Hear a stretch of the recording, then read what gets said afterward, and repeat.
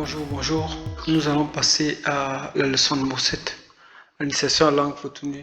Donc, nous allons voir spécialement aujourd'hui la doublure des voyelles. C'est-à-dire que les voyelles, on les double pour pallier au problème des demi-tons qui passent d'un ton à l'autre rapidement pour exprimer un verbe germain, un verbe d'action, ou bien l'action de faire quelque chose. Bien, c'est un peu ça. Donc, nous allons voir ça et puis ça nous permettre, ça complète un peu ce que nous avons appelé dans les éléments de la prononciation, quoi. Parce que c'est tous les jours que nous allons apprendre quelque chose de nouveau et puis on va intégrer pour continuer, pour abattre notre langue.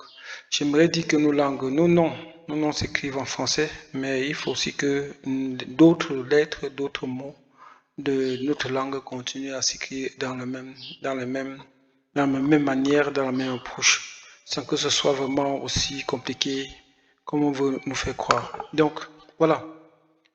Pour ce qui est du double des voyelles, donc il y a, par exemple, vent, ça dit que mélanger quelque chose qui est liquide, bien qu'un corps solide dans un corps liquide, mélanger donc en secouant, en tournant, des vent. Par contre, quand c'est un corps solide, c'est-à-dire mélanger des corps solides entre eux, mvam. Bon, avec le AA, qui est l'action de faire cela. Donc, on coin, donc c'est penser, action de penser. On coin, donc on coin. Mais si on dit Okwangoko, tu penses comment? Là, le saut de voyelle là, le saut de demi-ton là disparaît. On dit Okwangoko, donc on a dit Okwangoko là. Qu'est-ce que tu penses? Que tu en penses? Mais si on dit action de pensée, on dit bon, merci. Donc, maintenant, quand c'est recueilli un corps solide dessus, qui surnage quoi, dans un corps, sur un corps liquide. Donc, ça dit que si vous mettez peut-être un corps comme le haricot, comme ça, vous enlevez les déchets. On parle d'un camp, donc on enlève les déchets et on jette. Donc, ce qui est impropre à consommation sera éliminé par cette méthode-là, décantation. Mais quand on dit décantation, ce n'est pas la fonction de camp. Un camp, c'est en dessous. À quand, c'est-à-dire que ça tombe en dessous. Bon, ce n'est pas la même chose. Quand c'est l'état de la chose, mais quand c'est enlever ce qui est au-dessus et qu'on jette. Bon, un kanjon. Maintenant, alors, vous voyez qu'un kanjon, il s'agit de jus de noix de palme qu'on doit recueillir au-dessus. Pour ceux qui ont visité les pressoirs traditionnels là, où on mettait les noix, il y a le jus de noix de pomme qui remonte au-dessus là, qui sera recueilli pour être cuit afin de faire fabriquer l'huile de palme, en fin de compte. Ok. Un tang, c'est que c'est dit d'un fil difficile à couper ou d'une viande mal cuite. Mais on dit tang, bap. Donc, on dit tang avec là, tang, bap. Donc, vous voyez, dans le tang, bap, donc. C'est la viande qui est difficile à manger, qui est un peu pas très vraiment cuite à point.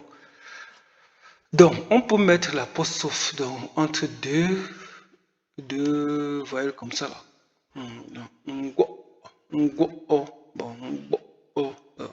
L'apostrophe c'est E. Comme on a vu la première leçon, je crois, la première ou deuxième leçon. Ka, c'est amorcer dans un flux qui est très suffisamment mis pour se fendir. On dit aka. Un ka, c'est l'action de faire, de se fendir ainsi. Ou amorcer un éclatement. Aka. Un ka, on peut le faire quand on veut amorcer le péchu par exemple d'une banane ou du plantain. Un ka. Donc maintenant, si un muscle lizarde, bien un tronc d'arbre est fendillé, donc un tronc d'arbre est fendillé, et qui peut être peut-être c'est pour lors de la coupure, bien sûr. On parle de ki. Bon, on dit aki, c'est-à-dire que c'est déjà fendillé. Bon, maintenant, là, vous voyez que qui, c'est dans les fentes un peu des choses qui, donc quelque chose qui menace un peu, quoi. Et qui après, ça va faire un peu de bruit quand ça va tomber. Qui, à qui, c'est-à-dire que c'est déjà fendillé. Maintenant, quand un mur qui est fendillé se penche, on dit un ni, voilà. Maintenant, quand ça des fendilles, les fentes sont nombreux, les fendillements sont nombreux, on parle de nichi. Bon. Ça signifie que c'est état de désintégration. Bon, maintenant, c'est brisé, maintenant qui est différent de couper qui est nja. Voilà, nja. Donc c'est un peu différent de couper qui est nja. C'est brisé, cassé en deux. Nja, couper, c'est-à-dire l'action de couper. En quelque chose en plusieurs morceaux, bien en deux morceaux. La doublure de EU peut se faire aussi, le son EU peut se faire aussi. Par exemple, dans deux, c'est-à-dire se cacher. L'action de se cacher, se cacher, l'action de se cacher. Gainer à mon deux, je l'ai vu en train de se cacher. Contrairement à deux, c'est-à-dire qu'il s'est blessé. Deux, c'est se blesser. Donc, voilà, saigner un raffia. Bon, et Ndunk, c'est celui qui saigne le raffia, le vigneron là, qui collecte le vin de raffia. Ok. Qu'un pour le ça, si ça s'agit de tailler avec une lame. Bon. Qu'un coupe, bon, on peut dire qu'un coupe, c'est-à-dire on coupe les ongles. On peut dire qu'un coupe, qu'on coupe l'ongle. Quand tu dis qu'un coupe, ça dit vous coupez les ongles, vous taillez les ongles en fait. Les ongles, ça dit que quand c'est diamant, quand on dit que c'est avec un objet contondant pour couper quelque chose. Bon, maintenant pour couper les cheveux avec la main, on peut dire qu'un tout. Parce que si tu as un qu'un tout, ça dit que tu as coupé toute la tête. Pas. Bon, on dit plutôt un paume tout. Voilà, paume tout. C'est-à-dire raser la tête. Bon, on dira aussi on insiste ici pour la propreté, hein, moins sur l'objet qu'on utilise pour couper les cheveux. Ton maintenant, ton c'est se renseigner, ton se renseigner bien, ça peut être une dite. Par contre, le verbe conjugué, quand on veut conjuguer le verbe, la lourdeur part. Autant est-ce que tu l'as demandé? Mais si je veux poser une question, on veut insister un peu. Est-ce que je dois lui demander? Que je lui demande? Voilà. Un peu, nous avons vu cela et je crois qu'avec un peu de révision, vous revenez là-dessus plusieurs fois, vous allez retenir quelque chose qui va vous aider pour les prochaines leçons. Avant que nous continuions, j'aimerais dire que la mise en ligne de cette vidéo est rendue possible grâce à Karim, qui offre les services d'imagerie médicale de précision avec un matériel performant issu de la technologie récente. Karim est à Yaoundé sur la route de Colbisson, à 300 mètres du marché Mokolo, à gauche. Merci. Bon, maintenant, nous allons voir, comme d'habitude, les mots usuels, parce que notre présentation se passe soit la première partie, c'est quelques expressions, quelques règles de la langue, mais après on passe aux mots usuels. Ok. Donc, le riz, c'est une cuillère.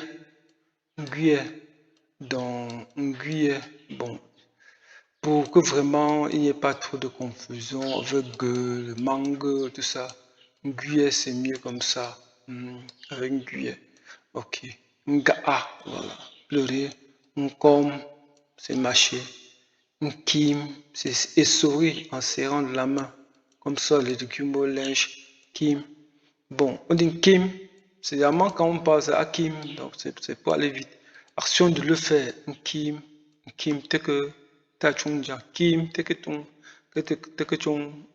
donc, et sort ça si bien que ce soit vraiment bien sec, ok. On quap, ça dit que action d'arrêter quelque chose qui est survole en l'air. Par exemple, un gardien dit gardien quap ballon, il a rattrapé en le quim, c'est émonder, enlever les branches qui sont inutiles sur un arbre. Se couper, non, appuyer, non. Donc ça c'est le mot usuel que vous allez rencontrer chaque jour pour utiliser ça lorsque tirer fin, voilà, fin, fin, là, tirer. Bon, fendre comme tu vas ou bien donc ça, donc disant en deux parts. On utilise sur le tissu quand il s'agit d'un déchirement brusque. Mais tu ça après donc avec un grand bougerement lors d'une bagarre ou bien d'une action un peu difficile qui a exigé un peu d'effort et que le tissu n'a pas résisté. Utiliser ça donc. Ça, après. On peut utiliser ça, on dit sagnon. Sagnon, ça dit que opérer un individu. Donc, ça c'est l'opération chirurgicale. Hein. Contrairement à ça, avec la barre de 8 là, qui veut nous aider à baisser ton ça, augmenter de longueur. Mais on dira à ça. Vous remarquez que le A, si, qu'on utilisait comme troisième personne singulier, c'est le A sans grave, A, comme dit abafan, adola, à ça. Bon, à ça. Il est long ou il est grand de taille. Bon, on dit que ça, à sa tête. Il est très grand de taille. Il est très long. Bon, que ça tête. Que ça tête. Ça utilise pour les objets. Que ça tête. Donc, que ça tête. Donc, comme on a dit, que ça tête. Pardon. Que ça tête. Que ça tête. Donc, il est très long. C'est très long. C'est très long comme un tuyau qui est très long. On dit que ça tête. Il y a un moment. Faut couper une partie. Il y a un moment. Que ça tête. Il y a un moment. C'est très long. Coupe une partie. Ok. Donc, nous avons vu O, qui veut dire tu, homme. Donc, on peut l'écrire ainsi, ou bien on pourra le simplifier et écrire ainsi. Parce que la règle, c'est quoi? Permettre que les gens écrivent facilement la langue avec les outils qui sont en main. N'oublions pas. Donc, le matin, on peut dire Nzola Oliementu. Bien, Nzola le. Donc, Nzola le. Bien, Nzola. Donc, le là, vous pouvez le dire ou non. Nzola le. Oliementu le. Oliementu le. Mais ça ne se dit pas pour une personne qui a la même chose pour une personne malade. Si on sait que la personne est malade, parce qu'on peut ne pas savoir. Là, on utilise ça. Nzola le matin avant qu'il va nous signaler qu'il est effectivement malade. Pour un malade connu, on dirait Olien Anjang. Est-ce que ton corps t'est un peu allégé? Et le lait là, c'est pour un peu comme on a de complément. Quand on dit lorsque on est vraiment très proche de la personne. Olien Anjang le, voilà, pour insister qu'on se rapproche de manière affective à la personne. Oliembako ou bien Oliemako. Oliembako, mbe, c'est le verbe être. On dit Oliemba, mbako ou bien Oliema, mako. Donc, Oliemba. Donc, c'est un peu la même chose. Oliembako, Oliemako. Donc, ici, ça c'est pour une personne qui est malade. Donc, à qui on a rendu visite plusieurs fois pour s'enquérir de sa situation un peu plus, vraiment, de manière un peu plus rapprochée là, un peu chaleureux. Donc, il y a des expressions qui sont vraiment des expressions qui réconfortent psychologiquement même les personnes qui sont affectées par la maladie. Et que là, en les disant, ça nous rapproche d'eux, ça les réconforte. Olien Bako, Olien Mela, Olien Anjang, Olien, bon, Olien, Olien Anjang, Olien Bako. Bon, maintenant, On peut dire, on a un boucle, voilà.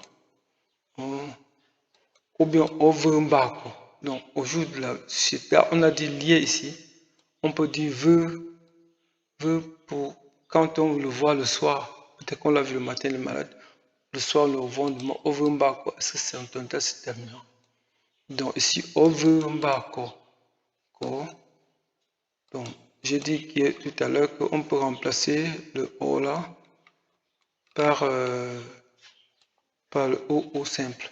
Parce que notre O, c'est pas le O élevé là, comme dans notre langue, c'est O là qu'on utilise dans le français, la tornade. Bon, nous avons Ovumbako, Olimbako. Bon, on a un là, donc est-ce que ça va un peu mieux? Donc, généralement, c'est pour la personne convalescente qui n'est pas été, mais on savait qu'il est malade. Mais on peut le dire même à une personne qui a été sans problème. Voilà. Alors, quelles sont les nouvelles de ton côté ce matin? Ok, on dit le matin alors. Chon li est fier. Chon li est fier. Ou bien Chongeko. Chongeko. Là, c'est quand tu appelles quelqu'un au téléphone. Le matin, on dit Chongeko. Même en journée, hein, pour notre Chongeko, il n'y a pas de problème. Donc maintenant, on dit Chong li est fier. C'est quand tu encore le gens le matin, en journée, tu peux dire Chongeko. Mais le soir, on dit Chong veut Mako ou bien Chong veut Mbako. Chong veut Mako. Chong veut Mbako. Répond ou Chong veut fier. Donc, Chong veut Mbako. Tu t'inquiètes. Mais si tu dis Chong veut fier, fier, ça veut dire que c'est un peu vraiment frais là, c'est cool, c'est bien passé, il n'y a pas eu de problème. Là, on dit Chong veut fier. Est-ce que ça s'est passé, c'était cool en journée, c'est bien, il n'y a pas eu de problème. Donc, fier, c'est ce qui est frais, ce qui est rafraîchissant, ce qui est chaleureux, où il n'y a pas eu de stress, quoi. Donc, s'il n'y a rien à signaler, vous direz, Chong li est fier. On vous dit, Chong li est fier, vous répondez, à fier ou bien à li est fier pour le matin, ou à vous fier J pour la journée. Et si le J là peut se mettre partout, mais vous pouvez ne pas mettre le J, comme le lait, comme là tu l'ajoutes, ça tient toujours. Bon, mais le J c'est plus complet, un peu plus affectif, un peu plus soutenu. Allez, fier J, ok. Le soir en question. À la question, Chong veut Marco, vous répondez, ou bien Chong veut fier. Vous allez toujours répondre quoi? A fier ou bien A lié fier ou bien A veut fier J. Voilà. Donc, OSO, bon, OSO, ça c'est pour les gens qui sont familiers. Quand il s'agit de quelqu'un que vous recevez, un étranger, on dit OSO. Généralement, si vous allez trouver l'étranger à la maison, vous n'avez pas dit pont, bienvenue, vous dites tu es là ou bien tu es venu. Vous répondez c'est tout, vous dites oui, c'est venu. Donc, mais si vous recevez des étrangers chez vous, vous pouvez dire un étranger, ou bien voilà, voilà. C'est des personnes que vous avez reçues et qui viennent et vous retrouvent à la maison. Bon, tu dis PSO, évidemment, ici là, quand on dit PSO ici, PSO, ça veut dire que ça c'est des gens qui sont familiers de la famille. On peut dire, PSO, c'est pour leur donner leur c'était venu, mais on dit PSO, c'est la même chose. Quand c'est la famille, on n'a pas besoin de passer par des gentillesses. C'est la famille, nous sommes très proches. Je dis PSO, c'est bon. Alors, si vous les trouvez à la maison, vous ne dites pas, vous dites PSO. Mais si vous les recevez, vous pouvez dire PSO ou bien PSO au pont. C'est la même chose. Donc PSO au pont. Bon, soyez les bienvenus.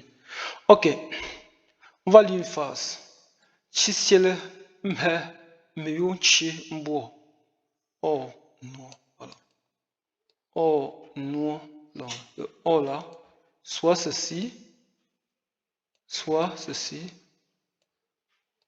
onmo, voilà. Assieds-toi, que je te donne un peu d'eau et que tu boives. Bon, bien pour que tu boives. Ok. Mais on insiste pour que tu bois parce qu'on sait qu'on va te rafraîchir. On sait que tu as fait un long chemin et tu dois te rafraîchir. Ok, c'est une expression affective pour recevoir quelqu'un. Bon. Mais si c'est le vin que tu donnes, tu vas pas dire tu vas dire mlou. Quoi qu'on a vu la dernière fois, regardez un peu dans la leçon, je crois 4 là, vous allez trouver mlou là-bas. Donc, complément sur les pronoms personnels. Ce complément, si c'est pour compléter la leçon dernière, parce qu'il y a un peu des petites nuances quoi qu'on va ajouter. Donc, on a dit que l'objet c'est que et a, comme on dit a ou bien a, pour les personnes qui sont concernées dans l'expression que l'on utilise. Donc, la première leçon, vous vous souvenez, on dit a. Ici, on dit avec a tréma. A tréma. Je crois qu'on a vu ça un peu plus en haut là. Bon, et vous pouvez dire a ou bien a. Ça, c'est cette problématique de saut de ton là. Bon, Asomba, il est venu à la maison. Vous pouvez dire Asomba. Vous écrivez Asomba.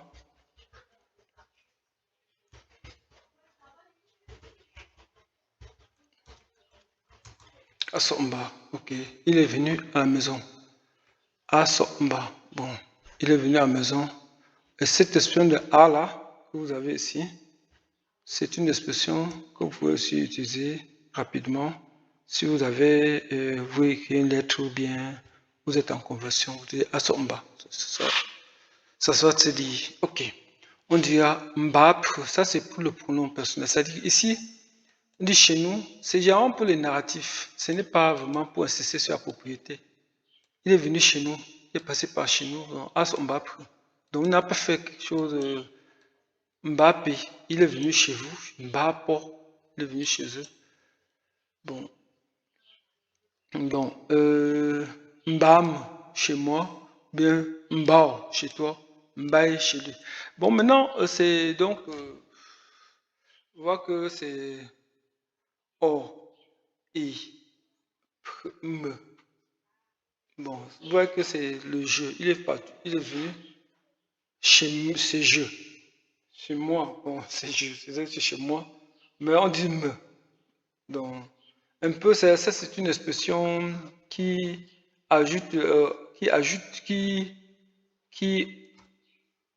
augmente en fait, comme on dit, le pronom personnel se confond avec l'adjectif possessif un peu. Donc, c'est la nuance que je voulais encore, sur laquelle je voulais un peu m'attarder, quoi. Parce que j'ai seulement effleuré ça sur la leçon dernière. En attendant, on entendait dire mbambam. Là, c'est une notion de propriété. Mbambam. Bon, on dit mbambo chez toi. Ce n'est pas chez moi. Mbambo, c'est chez toi. Donc, mbamboui, c'est un peu ça. Bah, c'est mbambop, c'est chez nous. Mbambopi, ça c'est une révision. Mbambopop, ça c'est une révision comme je dis. Mbambo, c'est pas chez nous. Chez eux, ça c'est pas chez nous, c'est chez eux. Ici, chez eux, mbambopop, chez eux. Voilà. Chez eux. Ces expressions sont utilisées lors des narratifs, mais quand il s'agit des questions de propriété, on on utilise cette partie-là. Mais ici, ça c'est un narratif, quand on raconte une histoire ou bien qu'on parle, rapporte un fait. On utilise ceci, mais quand il s'agit de possession, on n'est pas assis. Ok, donc vous allez télécharger, je vous conseille de télécharger ces leçons, de le revoir. Excusez que ce soit un peu plus long cette fois-ci. Je pense qu'on a voulu insister sur certains petits éléments. Je crois que la prochaine fois, bon, ça sera bien. Ok, bye bye, à la semaine prochaine.